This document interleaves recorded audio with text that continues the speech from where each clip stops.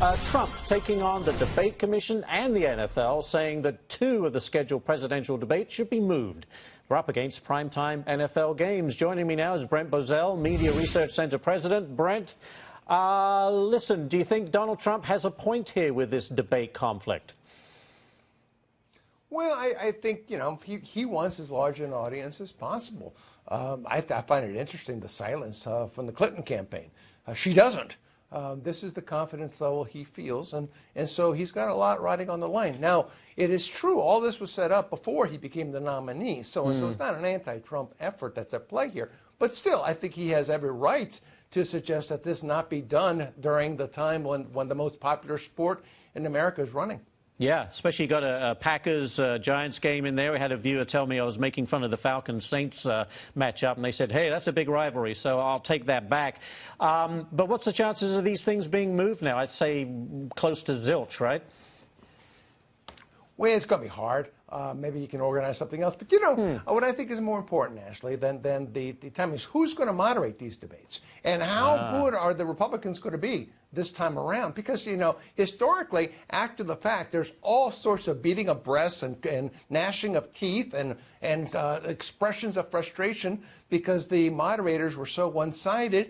You have to remember the Republicans sign off on these things. So I'm watching to see to what degree are you going to have more impartial moderators this time? I think that's a bigger issue. How do you think they match up? I mean, to be honest with you, I cannot wait for the first debate, and I think many people are the same. I don't know what to expect. How do they match up? Donald Trump, Hillary Clinton.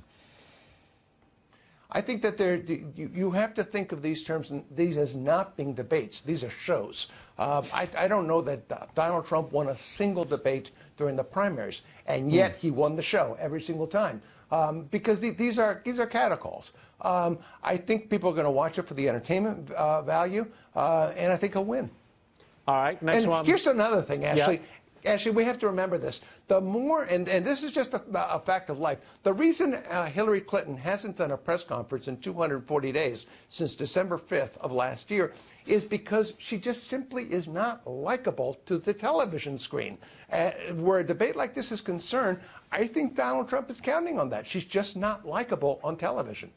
Is it because when she comes to press conferences and answering questions, she just cannot think on her feet? Well, it's not tough questions. She looks evasive. She's looking away. She scowls. When she laughs, it's forced.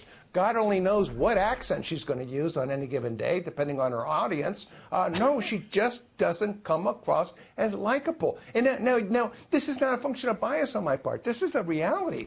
This is why she announced her presidential campaign on a video. She didn't even do that live. This is, the more she sold her book, she sold lots of books, but her numbers went straight down. But the more that Donald Trump, and he made a big deal of this at his last news conference, does that put pressure on her, or does she just ignore it?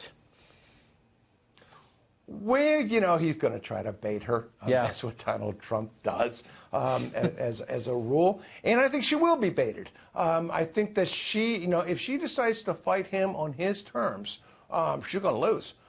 So she's going to have to find a way to get him to fight her on her terms. And, Donald Trump doesn't seem to be a sucker for those things. Very quickly, 10 seconds.